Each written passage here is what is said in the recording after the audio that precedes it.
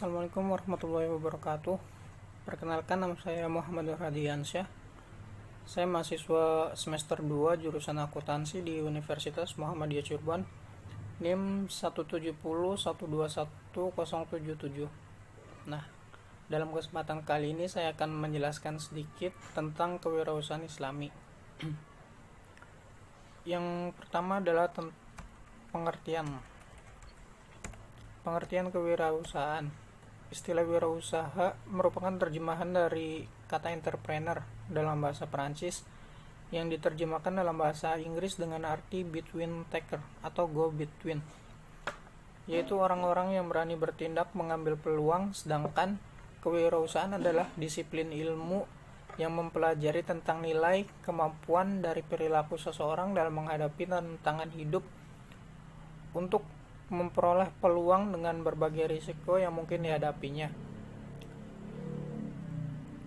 Kewirausahaan dan perdagangan dalam pandangan Islam merupakan aspek kehidupan yang dikelompokkan dalam masalah muamalah, yaitu masalah yang berkenaan dengan hubungan yang bersifat horizontal antara manusia dan tetap akan dipertanggungjawabkan kelak di akhirat.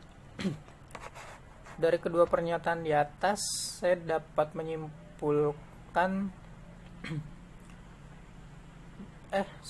menarik kesimpulan bahwa kewirausahaan Islami adalah proses berwirausaha dengan tetap berdasar dan bersumber hukum dari Al-Quran dan hadis. Selanjutnya ada pedoman utama dalam kewirausahaan Islam agar kewirausahaan dianggap sebagai ibadah. Yang pertama, tetap melakukan ibadah, sholat, puasa, dan ibadah-ibadah lain di antara kesibukan sebagai entrepreneur. Nah, kita di sini dimaksudkan adalah untuk tidak lalai. Artinya lebih di samping kita berwirausaha, tapi kita juga tetap harus melakukan kewajiban, bahkan melakukan sunnahnya. Yang kedua, hindari melakukan hal-hal yang dilarang Allah. Di sini jelas ya, berarti tetap harus menghindarin perbuatan mungkar dan dosa. Terus yang ketiganya, pelajari sikap seorang pengusaha muslim yang baik, seperti jujur kayak gitu. Terus yang keempat, bisnis yang baik, perencanaan strategi. Nah, di sini dimaksudkan adalah supaya bisnis kita jangan pergi dari ajaran Islam, maksudnya jangan keluar dari ajaran Islam.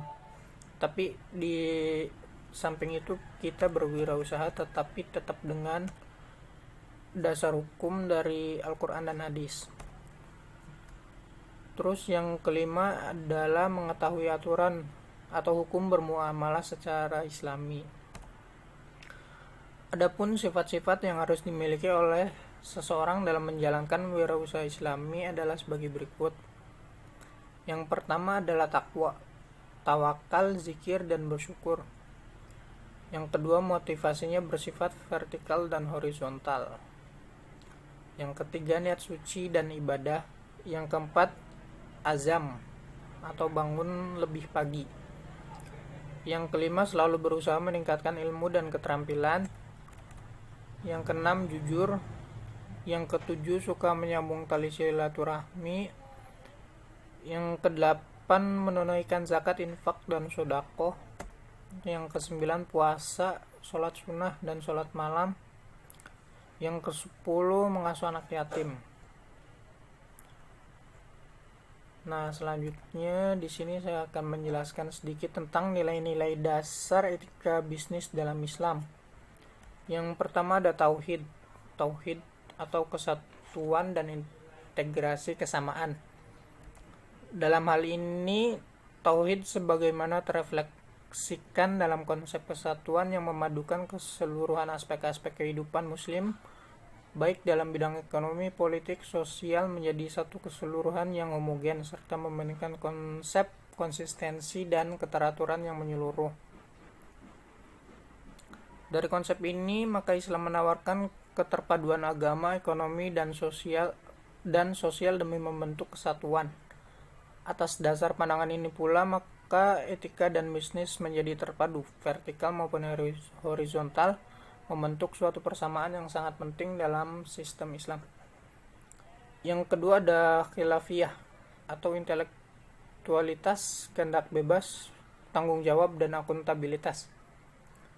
Kebebasan tanpa batas adalah suatu hal yang mustahil dilakukan oleh manusia karena tidak menuntut adanya pertanggungjawaban dan akuntabilitas.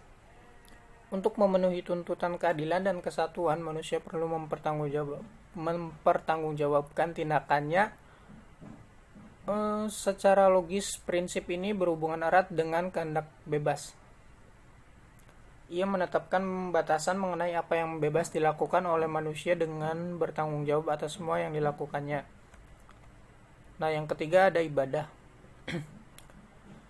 Kemampuan pelaku bisnis untuk menjadikan penghambaan manusia kepada Tuhan sebagai wawasan batin sekaligus komitmen moral yang berfungsi memberikan arah, tujuan, dan pemaknaan terhadap aktualisasi kegiatan bisnisnya.